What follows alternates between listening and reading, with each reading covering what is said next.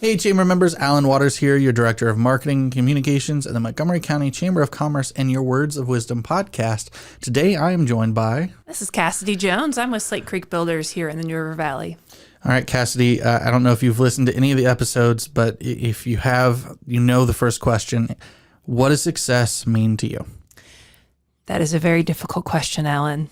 So what's funny is just in the next week or two, I'm actually teaching a session at the Women's Leadership Conference on a passion that sort of blends into all my areas of life, which is the Enneagram. So whether we talk about that today or not, what's interesting is that my Enneagram type is primarily motivated by success. So when people say that word, I'm sort of like a dog who just sniffed a treat. Like I'm like, yes. Like, this is what I'm good at. You know, like I like winning. I'm very competitive. But as a result, I think professionally, as I have matured and grown, my definition has changed so much that the word actually makes me have my hackles up a little bit. Like, don't fall into your old traps and say success is winning, being first, being because turns out that's not the only definition, but it took me a lot of my young adulthood to learn that. So the self-reflective answer is probably quite a bit deeper, but primarily I think about what the quality of life or quality of an output is, and that's the thing I'm going for. So it used to be that success was very much self-motivated or ego-motivated for me in my life and career. And now it feels very much like, what's the best thing for the most people here? And that's the kind of success that I try to focus on or lean into. And sometimes that success looks like what I would have in a previous life called a failure. So I think that's been a really interesting journey. See, and those who've listened know this comes from a friend's podcast that he asked that same question. It was all theater-based, but his follow-up was, what is that goalpost for you? Because so many people go, oh, it's Broadway. And then it's like, well, then what is that? So with your definition of success, did you have those moments where you were hitting what you were like, this is what I need, and then it was kind of tossed up into, well, what now? Or was it more of you hit those moments and you hit those moments and you hit those moments and they stopped being as gratifying? Yeah, I think in my personal life, what I found probably more often than not is that I might work towards something and accomplish it or get close, you know, in a way that felt like I could be really proud of what I did. I can be proud of the effort I put in. But that was never an end. It was always just, okay, then the next thing now. Like, and so the successes were never end points or stopping points. They always resulted in more work. And that's how people like me become workaholics, right? Is that it's like it's never, I mean, I think I always think in lyrics. Now I'm singing Never Enough from The Greatest Showman in my brain right now. But I think about that a lot, like that sense of being never enough very much was a reason for me to pause and redefine what success looks like. I used to, for example, think that just generally what I would call resting, downtime, building that into my life and schedule, that would have been failure in the sense that I could have been producing in that time. I could have been working on something. I could have been doing something for my household or for my family or for my job. I still could have been on my computer working. Instead, I'm vegging out watching Netflix. Like that would have been, how lazy am I? What a failure am I? And now I'm like, turns out I'm a better human when I make time for resting. Turns out my output everywhere else is more beneficial when I make time for that. But if, 10, 15 years ago, I would have been embarrassed to have been caught resting in that way. I feel that in so many ways because I feel like whenever I go to take a day off and Rachel is still working or doing something, I'm like, I can't relax because I need to go because she's doing and I haven't hit that point yet of figuring it out. I feel like figuring it out isn't really a thing. Yeah, it's constant. That's an evolving process for sure. What was the how did you start letting it go to, no, this is okay? COVID. Fair. See, we didn't have a choice, did we? It was just there. Yeah, my hand was forced a little bit. And so like the first, sort of phase of being at home at the beginning of COVID, I was helping my young elementary and preschool age children. And then my spouse and I were trading off who could work at different periods of time, and the lack of stuff and socialization and activities for me became, look at all these things that I can't do. It's not like I could have even filled my schedule with more things. There weren't things to fill it with, right? And I think mentally that was a difficult sort of period of time there at the beginning, because that felt like complete social isolation for me. Even though I worked very hard to stay connected, it chopped so many things out of my life very quickly. And then I started some work actually with an online Enneagram coach who also is a licensed therapist. So we did some sessions on the Enneagram, and simultaneously were able to just talk through some things. And man, by the end of that, I was like, thank goodness that something forced me to stop long enough to reevaluate and figure out, how much rest or how much downtime or how much family time. That doesn't have to be a checklist item. Right. It can just be time I enjoy and time I don't feel pressured to do more or accomplish more. You talked about the Enneagram and what you're doing at the Women's Leadership Conference, which by the time of release, we've already passed. Yeah. And I hope you all enjoyed the session. Yes. I will see make sure you are scheduled for next year, yes. Those kind of things. But I am a relatively skeptical person. And when I started at the Chamber, I thought all of that was BC, which is the nice way of saying, tell me about the Enneagram. Tell me about why it's different than some of the others and how you think it relates. Because I'll be honest, when I first started hearing all this stuff, I thought about it the same way I do when someone's like, this is my horoscope. And I'm like, okay, sure, whatever. Yeah. But it's not the same thing. No, it's not. And I find that I generally have a love for and respect of however people like to delve into self-understanding. I just personally find a lot of value in self-reflective work, which is why the Enneagram has become so significant in my life. But I like a lot of other tools too. So Myers-Briggs, StrengthsFinder, DISC, those are ones that float around this community pretty often. The university likes a few of those a lot. But personally, the reason that I have leaned into the Enneagram and now teach it and share it is because it is not static. And so I think about just myself, things we've already talked about, how much we change and evolve over time and how circumstances beyond our control motivate a lot of those things. And without some kind of framework for self-knowledge or understanding, I'm not sure I could have grown through those moments. I very much could have stayed as my sort of younger, less mature, less evolved self. But I have a framework by which I can recognize now growth patterns and opportunities and what are my typical stress behaviors. Wow, it's really obvious to me now when I'm sort of in a tough spot because these same patterns show up in my life, and then it's easy for me to recognize that and go, okay, we've learned over time that this is what you need to do right now to take care of yourself. The Enneagram touches on a lot of those things. It also is really, really valuable, I find, for interpersonal relationships. One thing in my household, it's been great. With my friends and my parents even, it's great. But my workplace, it's been really, really valuable. We just did an inter-office session, probably a month or so ago now. And people in the office are talking to each other differently with reference to, hey, I remember we talked about this, that you don't like, to somebody who's an Enneagram 5, for example. You don't like spontaneous interruptions to your schedule. So can I get 15 minutes of your time tomorrow? Can you pencil me in? So rather than interrupting someone's workflow, people are consciously going, hey, I want to be respectful of the way you see and operate in the world. And I don't want to be a reason that your workplace or your whatever, your life has another stressor. So how can I be? And I'm just watching that compassion show up for people has been so valuable. So I hope that I can offer more of that, with anyone. Just so that's really why it's mattered to me. I think I've taken it 3 times now, and I can just never remember my number, which is the worst part, because people are like, what number are you? That's just, honestly, I think it's primarily until you lean into digging in and sort of living into a number. Yeah, it's, you just have to spend more time with it. Yeah, it's even when I started at the Chamber, we did the Working Genius. Yep. And I can remember only one of my working geniuses. I take that back. I remember one of my working geniuses. I remember one of the competencies, and I remember one of my frustrations. The other three have no idea which they are. They didn't stick, right? No, they didn't stick at all. Yeah. So, all right, before we go into break, tell people about Slate Creek and all of that. And then when we get back from break, we're going to kind of dive into how you ended up there. Got it.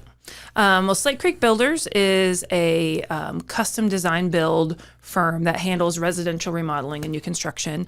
And we serve the New River Valley. We have a home studio, sort of design studio space in Blacksburg over by the South Main Kroger. And we primarily work on everything from a bathroom remodel up through a, full complete overhaul, new, remodel additions, new spaces, and we do some new construction. The company started in, 2010. So this is our 15th year in business. So. And what about your role specifically? Yeah, so I actually just celebrated my 10-year anniversary at Slate Creek, which was exciting. I'm now the longest tenured employee at Slate Creek's. Our owner, Sean Beliveau, he's obviously been there since the beginning, and then I've been with him 10 years now. And I do two primary roles. I came into the team as the designer, so that's my background is drafting and design work. I do all the drawing, and I now took over sort of the front half of the business, which is what I call business development. It's sales, it's marketing, it's getting to do fun things like this. It's kind of our community connection pieces. So it sort of oversees that front end process. And then when I'm in the office, I draw. When I'm out of the office, I talk. I draw and I talk. That's pretty much how it goes. That's a great explanation. Well, when we get back, like I said, we're going to dive into kind of how you ended up there, all of that journey. So. Sounds great.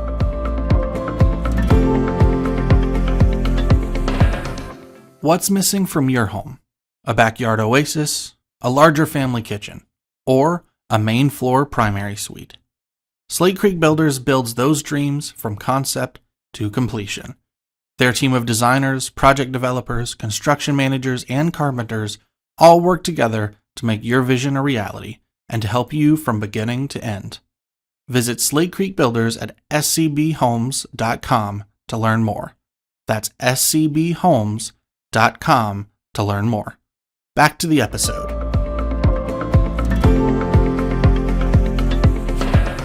All right, we are back. Real quick, want to give a shout out to Grand Home Furnishings for providing our chairs, our rug that you can't see, the things that are making this room actually feel more homey. Thank you, Grand, for providing that. So the chairs are super cute. As soon as I walked in, I was like, ooh, these are cute. I got to pick them out. And I work in interiors and design, so they're cute. That great that we actually have that stamp of approval. So, all right, when you were graduating high school, I'm assuming that was like 2 years ago. I know, right? Exactly. Just making sure we're on the same page here. So when you were doing that, where you were like, "All right, I want to draw in an office, and I want to talk when I'm not in the office." Yeah. Okay. So no, when I was graduating elementary school, I already knew I was going to draw houses for a living.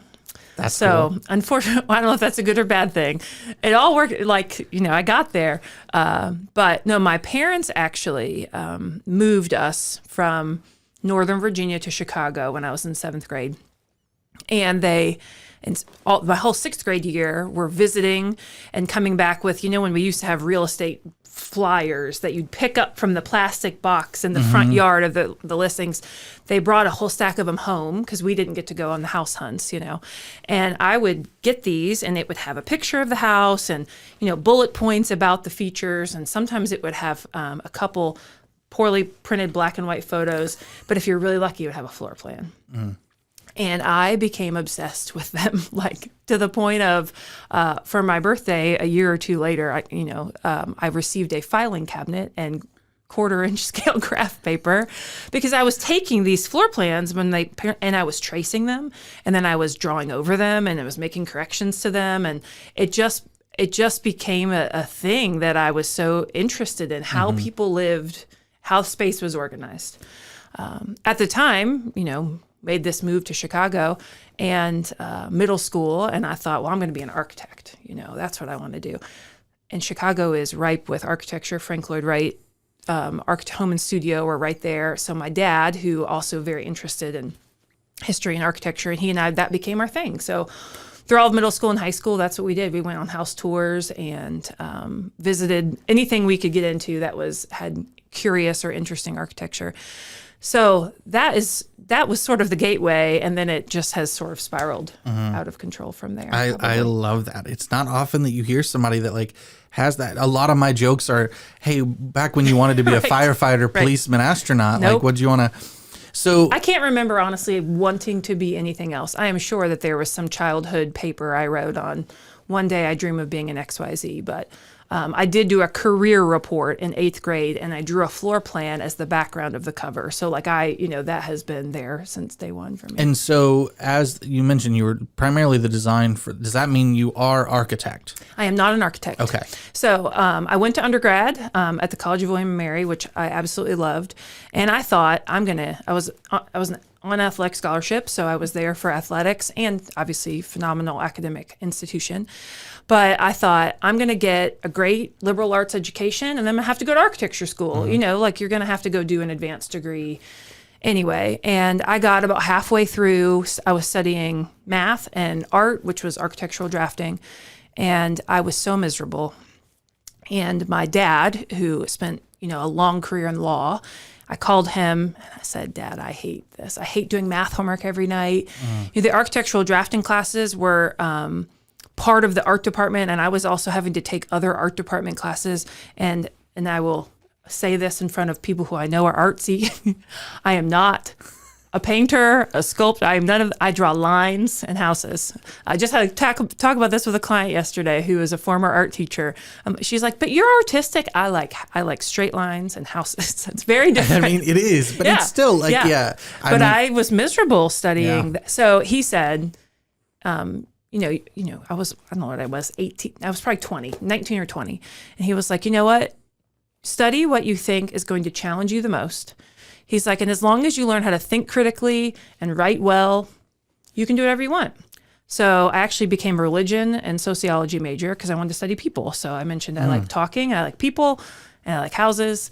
And then came to tech. So I came to tech and did a master's in housing studies, residential environments, and design.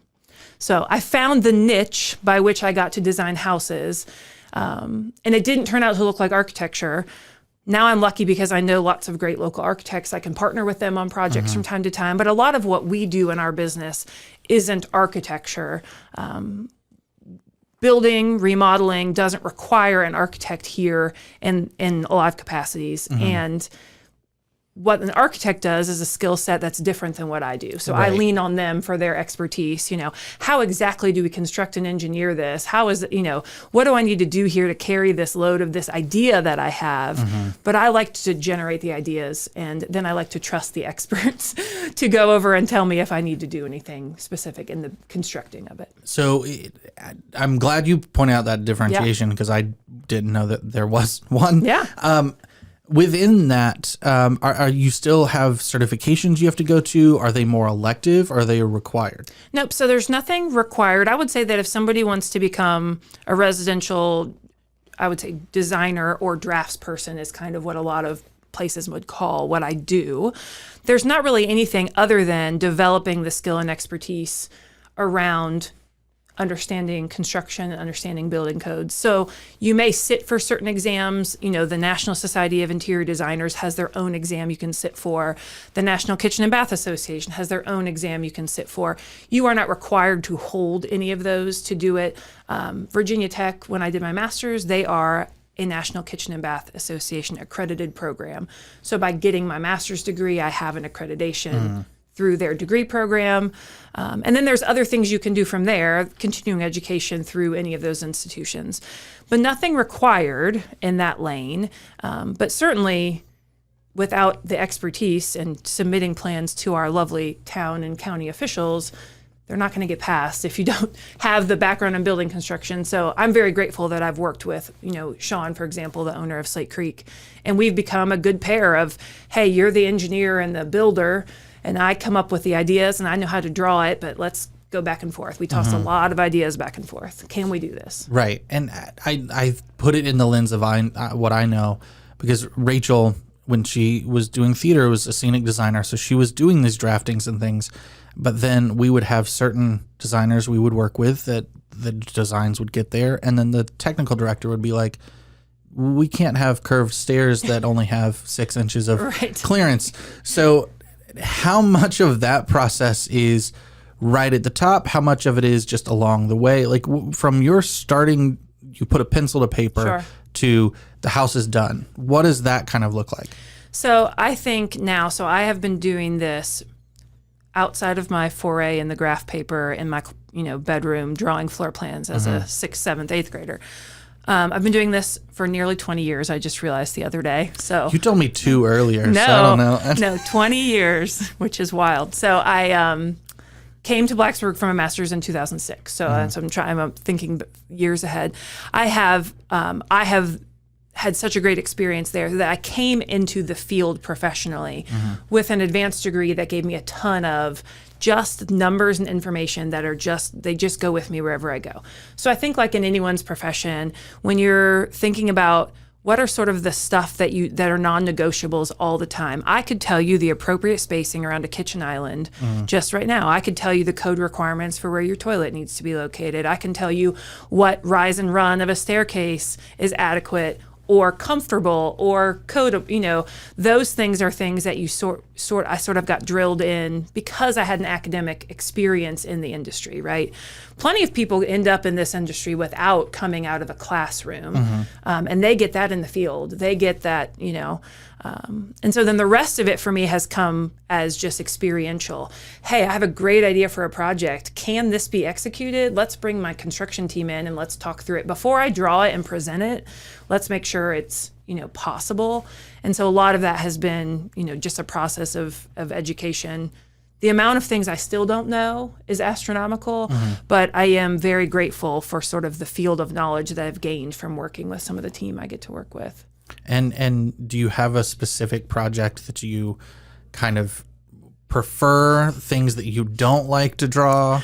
My office can all answer this for you. So I hear them right now going, oh, we know what she's going to say. So I love kitchens. Those are sort of my sweet spot. Obviously, I specifically have an endorsement in kitchen and bath design from my undergraduate or my graduate degree at Tech. And I find that kitchens and how space is planned in kitchens is just insanely valuable. So I love troubleshooting and arranging kitchens. And I love just the creative design parts of kitchens. I think you get lots of self-expression there. I do not like stairs. I have no problem with places that need stairs. Stairs take up a ton of space. So any 2-story, multi-story projects we're working on, I always find myself cursing the stairs because it's like, I really want to make this room bigger, but the stairs. I really wish I could do this differently, but the stairs. A necessary evil. Architecturally in the house, stairs can be beautiful and very interesting and visual, but on paper, stairs, I want them to take up half what they take up. Right. I also do not love complicated roof lines. And unfortunately, in remodeling, we often end up having to overcome complicated roof lines or improve them or try not to make them complicated in an addition. And roof lines are also probably the thing I curse the most. The office hears a lot about that. Like, this stupid roof, I can't get it to work the way it needs to work. And, the last thing you want to screw up is someone's roof because that's water drainage. Right. And as the weather in the New River Valley has shown us, you got to get the water drained. Yeah, you got to get it out of there. Yeah, can't screw up the roof. No. Yeah. I think back to my drafting and design professor for scenic design and a project. I didn't take this project, but he had a set that he had designed purposefully for his students that semester. They had to recreate it in Vectorworks, and he didn't put a single right angle in the thing. Yeah. And none of his angles were the exact same. Right. And I think about that evil, and I imagine that might happen with roofs and especially with additions and those things, because then you have to think about, well, it's this and that, and then... Right. And I love creative, interesting houses. I live in one. My house has its own Instagram account. It's my baby. Like, I live in a Virginia Tech, early school of architecture project. It's a fascinating... And sometimes I think angles are great solutions, but most angles in houses make me crazy, especially poorly thought out ones. Sinks on angles make me crazy. Like I just have my, personal pet peeves. But the thing about my job, which actually is one of the things I love maybe the most about it, is that my clients and my projects are so different. And, I typically am working with our large scale remodels because that's the stuff that needs tons of drafting time and design ideas and lots of spitting out, multiple iterations till we get to the right solution. I love that I get to come up with stuff for every style of architecture, every type of house, every type of room. I do kitchens, we do garages, we do workshops. We've done, golf simulator rooms. I mean, we've done all kinds of cool things, and I get to tailor it to the homeowner style. So I'm not creatively only in my own lane, if that makes sense. Yeah. I'm working on behalf of their home, their style. I'm working on their beautiful Georgian home, or I'm working on their 1970s contemporary. And my job is to make it feel like it fits. So even if it's maybe not my preferred style, it's not what I would pick for my own house. I love every house to me is like a little baby, and I get to kind of make it work for that house and for that homeowner. And yeah, I mean, it makes me think back. I know I mentioned this quote to Casey on her episode, that the customer's always right, but the fact that the real thing is customer's always right in terms of taste. It doesn't matter if that's not the backsplash I would choose. Yep. It's just, So going into that part, because I know Slate Creek, you've also got SCB Homes as a part of. How do those two kind of intermingle? Sure. How do they separate out? Yep. So actually 2024 was a big year for us. And the timing of just this past weekend, we were actually named Builder of the Year from the New River Valley Home Builders Association. And I think that honor, which was a shock, but and just a huge honor. I mean, super humbled. It was a great moment. But in reflecting on it, I think a lot of that came because what we did in 2024 as a company is we innovated. And I think this industry, we stay very busy. There's plenty of work, and we have tons of great businesses in this area doing the kind of work that we do. And we want us all to succeed. The more professional one company in your industry is, it improves every company. And, it's better for all of us. So, but what we did with SCB Homes is we sort of created a second arm of the business. And that was to do a few things. One is we found that there were some services and products really lacking in our area. We have a lot of great things going for us, but, we don't have a ton of retail and kind of specialty product options. And we needed a few things, and we figured, well, we can just bring them in ourselves and do them. And so we brought in David Zier, who spent many, many years at G&H Appliance. That's where most people know him. He's been a longtime friend of Slate Creek, and he was looking for sort of a career pivot here toward retirement, and this has been a great role for him. He gets out and meets with homeowners, other contractors, property managers, and he's carrying this SCB Homes product line out into the market. So that's quick ship, custom cabinetry. It's a 10-day. It shows up in 10 days, but it's custom. You can get all kinds of colors and doors, and it includes design services, things that you're not getting from a lot of other places that if you just want to buy a couple cabinets off the shelf. He's got custom closets, which we don't have in the New River Valley. So, it's one thing if I need a shelf and a rod. It's another thing if I want walls of floor to ceiling, custom cabinets and a custom color and all that kind of stuff, and a few other things. And the last part of that is we added interior design services. Another area that we just don't have a lot of options here, and the ones that we do are wonderful, but as a result, they stay very busy. So we kept getting demands from our own clients, like, hey, we also want to buy all new furniture. Hey, can you help us pick out all new ABC?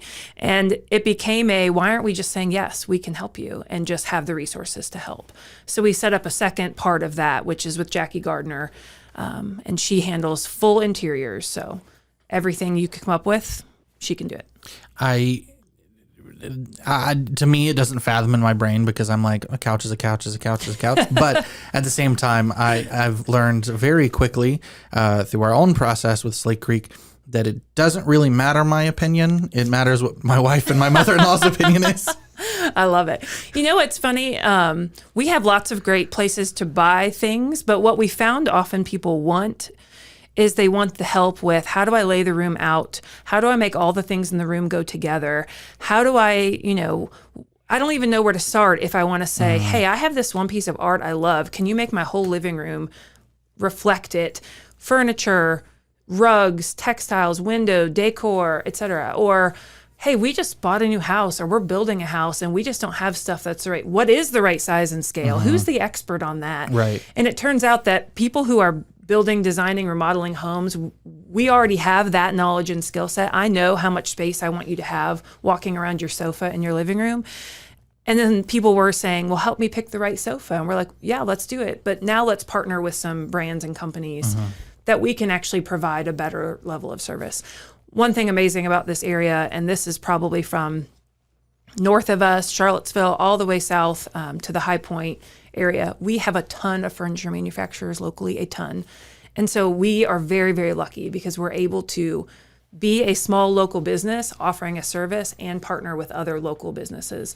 We try to sell primarily local products and businesses, furniture, which has been really, really great. Yeah. Awesome. Well, where can everybody find Slate Creek, social media, all that? I know you said where you're located. Yeah, So our website is scbhomes.com. So scbhomes.com. And that's where you find the bulk of stuff, information about both lanes of business. So Slate Creek and sort of our design build side, and then the SCB Homes stuff. We have an inquiry form on there. That's the best way to get a hold of us. That goes right into our lead processing system, and we immediately have, steps set up to follow up with you from there. We always joke that we're like we're not a phone call to the office business. And that's honestly because not everyone's in the office very often. So once you start working with us, you get our direct phone numbers and we'll answer the phone all the time. But if you call the office, there's a good chance we're on a job site. So the easiest way to get in touch with us is our inquiry form, because that comes directly into our system. And we love systems and processes. We are also on Instagram at Slate Creek Builders, on Facebook as Slate Creek Builders. There is a TikTok out there. Whether I regularly make TikToks or not depends on other things going on in our business life. Whether it's but it still exists. around I know, by the who time, knows? yeah. But it's out there. And we love, what social media has done for businesses like ours. People love to look at pretty things.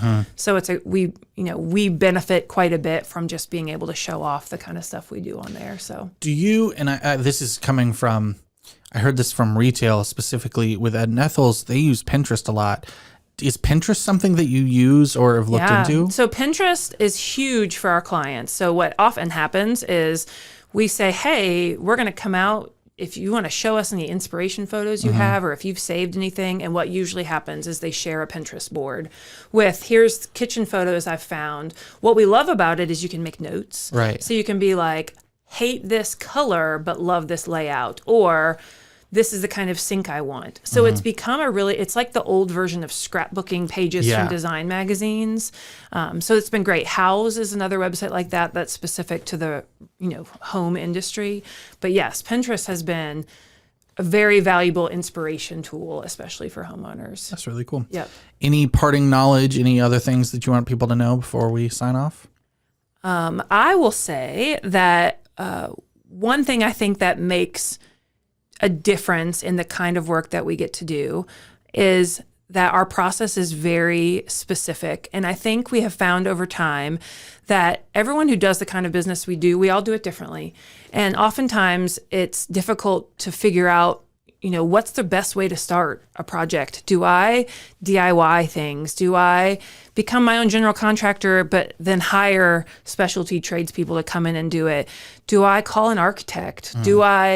What do I do? And we've designed our process to allow people to just make one phone call, and that we can help you get through all of that. And if we need an architect, they are on the team with us. And if we need, however we engage our professional trades, it's all part of our team. And that's been the biggest, I think, gift to folks, especially who've been through really large scale projects with us, is wow, it was really nice to just know it was in the hands of people who are going to take care of the start to finish of it. Because maybe you've tried to do it before and you said, I'll call the countertop people, then I'll call the delivery people, and then I'll have to be here when the flooring shows up. And that is remodeling stressful enough. Building is stressful enough. And so just knowing that I have a point person and you have a team, and that, we'll help you through the whole thing, and we can, do all of that, and you can be as involved creatively in the process as you want. That's really the thing I think that's helpful to people to know. Talk to us. Yeah. And we'll talk through your project. We'll come out and look at it with you. Whether or not we end up being the perfect right fit, we'll help you decide that too. and we're super honest. We're just regular folk up in here. Regular folk. We're just regular folk. Thank you for being here. Thank you all for listening. Please make sure you like, download, subscribe, all the things so you can see when we post new episodes, as well as all the other content coming out right now, including small business workshops, Business 101, et cetera, et cetera. In the meantime, please go out, invest, connect, engage, and prosper.